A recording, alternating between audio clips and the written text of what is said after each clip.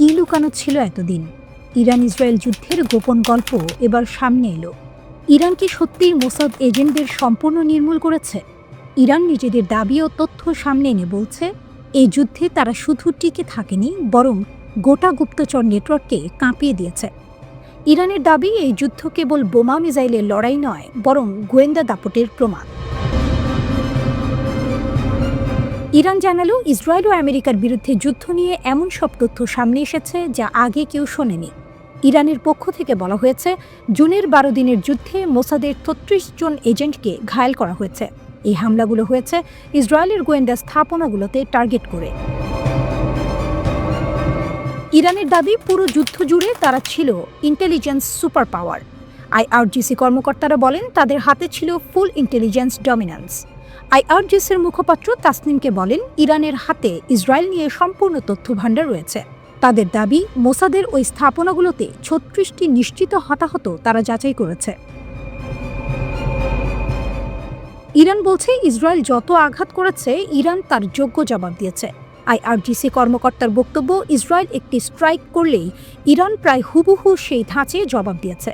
তিনি দাবি করেন, তেহরানের ফুয়েল স্টোরেজে ইসরায়েল যে হামলা করেছিল তার উত্তরে ইরান হাইফায় 2টি স্ট্রাইক চালায়।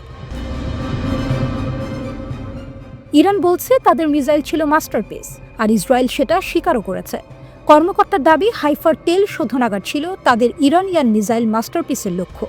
মুখপাত্র বলেন, ইসরায়েল ব্যক্তিগতভাবে স্বীকার করেছে, ইরানের মিসাইল তাদের রিফাইনারির কার্যক্রম পুরোপুরি থামিয়ে দিয়েছিল।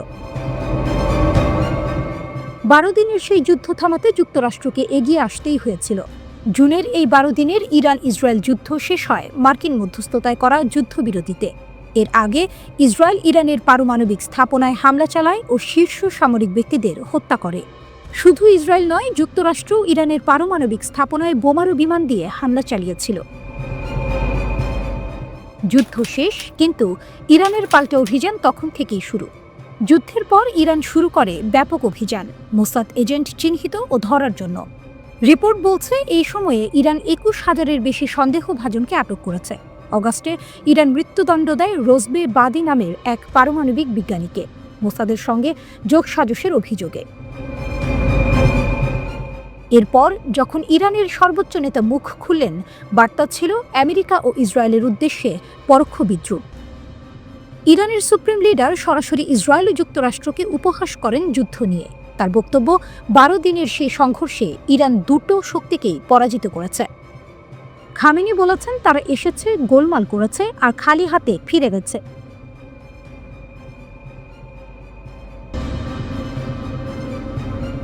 আজ আমরা যে ঘটনার কথা বলবো, সেটি শুধু একটি সামরিক দুর্ঘটনা নয়, এটি আধুনিক যুগের সবচেয়ে বড় গোয়েন্দা বিপর্যয়গুলোর একটি, যার ঝাঁকুনি এখন পর্যন্ত ওয়াশিংটন পর্যন্ত পৌঁছে গেছে। ইসরায়েলের ভয়ঙ্কর ভুল, এক বিস্ফোরিত না হওয়া বোমা বদলে দিল মধ্যপ্রাচ্যের শক্তির মানচিত্র, আর সেই ভুলে সবচেয়ে বেশি লাভবান হলো ইরান। কি ঘটেছিল? ইসরায়েল নভেম্বরে লেবাননে একটি টার্গেটেড স্ট্রাইক চালায়। লক্ষ্য ছিল হিজবুল্লাহ কমান্ডার হাইয়াম আলী তাবতাবাই। এই মিশনে তারা ব্যবহার করেছিল মার্কিন যুক্তরাষ্ট্রের অত্যাধুনিক GBU-39B বোমা, যার কাজ নির্ভুলভাবে লক্ষ্যবস্তুতে আঘাত হানা। কিন্তু সমস্যা হলো, একটি বোমা বিস্ফোরিতই হয়নি। এখান থেকেই শুরু হলো এমন একটি ঘটনা, যেটি এখন আমেরিকার সামরিক বাহিনীকে দিশেহারা করে দিয়েছে। হিজবুল্লাহ নিখুঁত উদ্ধার অভিযান। বোমাটি পড়ার কয়েক মিনিটের মধ্যেই হিজবুল্লাহর বিশেষ ইউনিট সেখানে পৌঁছে যায়। তারা আতঙ্কিত হয়নি, পালায়নি, বরং যা করেছে সেটিকে গোয়েন্দা কর্মকর্তারা বলছেন টেক্সট বুক রিকভারি অপারেশন। তারা বোমার প্রতিটি অংশ ছবি তোলে, নিরাপদে ডিফিউজ করে, ভেতরের ইলেকট্রনিক্স খুলে ফেলে, গাইডেন্স সিস্টেম, সেন্সর, ফিউজ সব খুলে নেয়, এবং সবশেষে 24 ঘন্টার মধ্যেই পুরো জিনিসটি পৌঁছে দেয় ইরানের হাতে। ইরানের ল্যাবে এখন আমেরিকার তৈরি নির্ভুল বোমার পুরো প্রযুক্তি বিশ্লেষণ করা হচ্ছে। কিন্তু এখানেই শেষ নয়, আরেকটি বড় ধাক্কা এসেছে যুক্তরাষ্ট্রের জন্য। ইরানের নিউক্লিয়ার স্থাপনাগুলোর ওপর জুনে চালানো মার্কিন আক্রমণে ব্যবহৃত হয়েছিল ভয়ঙ্কর GBU-57 ম্যাসিভ অর্ডিন্যান্স পেনিট্রেটর, যা পাহাড়ের নিচের গভীর বাংকার ধ্বংস করার জন্য বানানো। খবর বেরিয়েছে, এই দানবাকৃতির বোমাগুলোর অন্তত একটি বিস্ফোরিত হয়নি, আর সেটিও এখন ইরানের হাতে। অর্থাৎ এখন ইরানের বিজ্ঞানীরা শুধু ছোট প্রিসিশন বোমার প্রযুক্তি নয়, বরং বিশ্বের সবচেয়ে শক্তিশালী বাংকার বাস্টার প্রযুক্তিও বিশ্লেষণ করছে।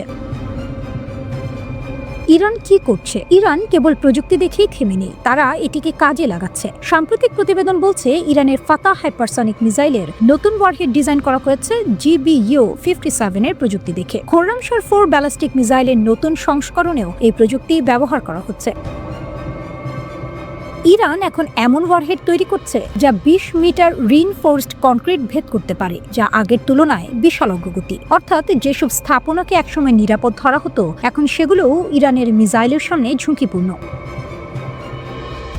কেন এত বড় সমস্যা আমেরিকার জন্য? কারণ এই প্রযুক্তিগুলো গোপন ছিল। দশকের পর দশক ধরে গবেষণা ও বিলিয়ন ডলার খরচ করে আমেরিকা এই বোমাগুলো তৈরি করেছে। এখন গাইডেন্স সিস্টেম, পেনিট্রেশন প্রযুক্তি, সেন্সর, ফিউজ সবই ইরানের হাতে। এই একটিমাত্র অবিস্ফোরিত বোমা ইরানের আগামী প্রজন্মের মিসাইলগুলোকে আরও ভয়ঙ্কর করে তুলতে পারে। ওয়াশিংটন কেন এত উদ্বিগ্ন? কারণ ব্যাপারটা এখন আর শুধু প্রযুক্তি নয়, এটি ক্ষমতার ভারসাম্যের ব্যাপার। দীর্ঘদিন ধরে আমেরিকা ও ইসরায়েল পুরো মধ্যপ্রাচ্যে তাদের প্রযুক্তিগত আধিপত্য দেখিয়ে এসেছে, কিন্তু এই ঘটনায় সেই আধিপত্যে বড় একটি ফাঁক তৈরি হলো। ইরান ছিল আগেই শক্তিশালী, এখন তাদের হাতে রয়েছে guidance technology, deep penetration system, মার্কিন যুদ্ধ অস্ত্রের রিভার্স ইঞ্জিনিয়ারিং ক্ষমতা। এটি ইরানের জন্য এক বিশাল জয়, যা তারা কোনো যুদ্ধ ছাড়াই পেয়ে গেল। সৌদি আরব কেন ইসরায়েলের সঙ্গে সম্পর্ক গড়ছে না? অন্যান্য মুসলিম দেশের অবস্থান কি? এই প্রশ্নগুলোর উত্তর খোঁজার জন্য মধ্যপ্রাচ্যের ভূ রাজনীতি এবং ফিলিস্তিন সমস্যার ঐতিহাসিক প্রেক্ষাপট জানা জরুরি। মধ্যপ্রাচ্যের সবচেয়ে প্রভাবশালী ও অর্থনৈতিকভাবে শক্তিশালী মুসলিম দেশগুলোর মধ্যে সৌদি আরব অন্যতম। ইসরায়েলের সঙ্গে সম্পর্ক স্বাভাবিক না করার প্রধান কারণগুলো হল দ্বিরাষ্ট্রীয় সমাধান। সৌদি যুবরাজ মোহাম্মদ বিন সালমান স্পষ্ট করে দিয়েছেন, ইসরায়েলের সঙ্গে পূর্ণ ও আনুষ্ঠানিক সম্পর্ক স্থাপন করার আগে ফিলিস্তিন ইসরায়েল সংকটের দ্বিরাষ্ট্রীয় সমাধানের সুস্পষ্ট পথ নিশ্চিত করতে হবে। এর মানে হলো পূর্ব জেরুজালেমকে রাজধানী করে একটি স্বাধীন ফিলিস্তিন রাষ্ট্র গঠনকে ইসরায়েলকে স্বীকৃতি দিতে হবে। আরব পিস ইনিশিয়েটিভ 2002 এই উদ্যোগটি সৌদি আরবের নেতৃত্বে আরব লীগ গ্রহণ করেছিল। এর মূল শর্ত ছিল, ইসরায়েল যদি 1967 সালের দখলকৃত ফিলিস্তিনি ভূমি ও গোলান মালভূমি পুরোপুরি ছেড়ে দেয়, তবেই আরব দেশগুলোও ইসরায়েলের সঙ্গে সম্পর্ক স্বাভাবিক করবে। ইসরায়েল তা প্রত্যাখ্যান করায় সৌদি আরব এখনও এই অবস্থান থেকে সরেনি। জনমতের চাপ। সৌদি আরব পবিত্র মক্কা ও মদিনার ধারক। ফিলিস্তিনিদের প্রতি সমর্থন সে দেশের মানুষের মধ্যে খুবই গভীর। গাজায় সাম্প্রতিক গণহত্যার মতো ঘটনায় মুসলিম বিশ্বে যে তীব্র ক্ষোভ সৃষ্টি হয়েছে, সেখানে ইসরায়েলের সঙ্গে সম্পর্ক স্থাপন করলে তা দেশের অভ্যন্তরে এবং বৃহত্তর মুসলিম বিশ্বে চরম জনরোষ সৃষ্টি করবে। আঞ্চলিক নেতৃত্ব। মধ্যপ্রাচ্যের নেতা হিসেবে সৌদি আরবের অবস্থান বজায় রাখতে হলে তাকে ফিলিস্তিন প্রশ্নের সমাধান না হওয়া পর্যন্ত ইসরায়েলের সঙ্গে সরাসরি সম্পর্ক স্থাপন থেকে বিরত থাকতে হবে। অন্যান্য মুসলিম দেশের অবস্থান। মুসলিম দেশগুলোর মধ্যে ইসরায়েলের সঙ্গে সম্পর্ক 3 ভাগে বিভক্ত। 1. চুক্তিবদ্ধ দেশ। আব্রাহাম অ্যাকর্ডস 2020 সালের আব্রাহাম অ্যাকর্ডসের মাধ্যমে এই দেশগুলো ইসরায়েলকে আনুষ্ঠানিকভাবে স্বীকৃতি দিয়েছে। সংযুক্ত আরব আমিরাত ও বাহরাইন 2020 সালের সেপ্টেম্বরে তারা চুক্তিতে সই করে। অর্থনৈতিক ও সামরিক সহযোগিতা, বিশেষ করে ইরান ভীতি মোকাবিলায় যুক্তরাষ্ট্রের সমর্থনের বিনিময়ে তারা ইসরায়েলের সঙ্গে সম্পর্ক স্থাপন করে। সুদান ও মরক্কো। সুদান 2021 সালের জানুয়ারিতে এবং মরক্কো 2020 সালের ডিসেম্বরে চুক্তিতে যুক্ত হয়। মরক্কো এর বিনিময়ে পশ্চিম সাহারা নিয়ে তার দাবির প্রতি যুক্তরাষ্ট্রের স্বীকৃতি আদায় করে।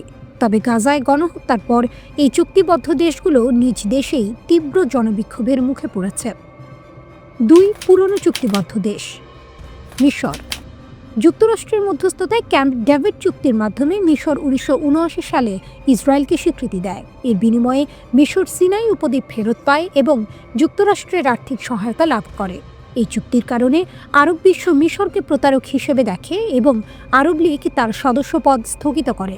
প্রেসিডেন্ট আনোয়ার সাদাত এর বিরোধিতার কারণেই খুন হন। জর্ডান। ফিলিস্তিনের PLO এর সঙ্গে ইসরায়েলের অসলো চুক্তির পর জর্ডান 1994 সালে মার্কিন মধ্যস্থতায় শান্তি চুক্তি করে। ইসরায়েল বিরোধী বা সম্পর্কহীন দেশ বেশিরভাগ মুসলিম দেশই এখনও ইসরায়েলকে স্বীকৃতি দেয়নি বা সম্পর্ক ছিন্ন করেছে। তীব্র বিরোধী দেশ। ইরান দীর্ঘকাল ধরে ইসরায়েলের চরম শত্রু। কাতার ফিলিস্তিনের সবচেয়ে বড় সমর্থক এবং তারা চুক্তির সম্ভাবনা পুরোপুরি বাতিল করেছে। Syria, Iraq, Oman, Kuwait, Tunisia, Libya, Algeria, Yemen, Pakistan ও বাংলাদেশ ইসরায়েলের সঙ্গে সম্পর্কের ঘোর বিরোধী। তুরস্ক 1949 সাল থেকেই ইসরায়েলের সঙ্গে সম্পর্ক রাখলেও গাজায় গণহত্যার পর দেশটি সম্পর্ক ছিন্ন করার ঘোষণা দেয় এবং ইসরায়েলি জাহাজের জন্য আকাশসীমা ও বন্দর নিষিদ্ধ করে।